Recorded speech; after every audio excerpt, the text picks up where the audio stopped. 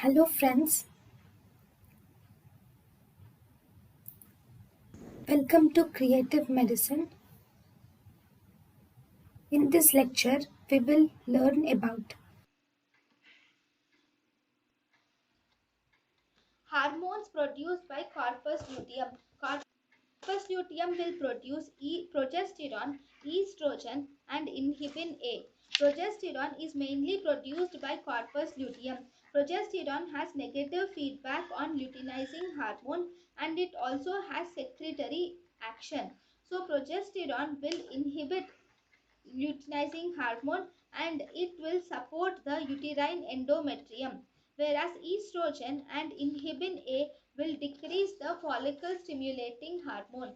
So one important thing of progesterone is progesterone at low concentrations it will increase the luteinizing hormone and increase the follicle stimulating hormone.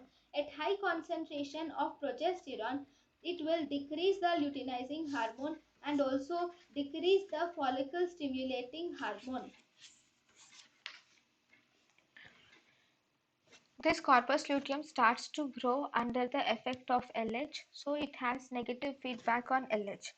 Then corpus luteum on 8th day after ovulation or 22 day of cycle, it attains the maximum size and activity.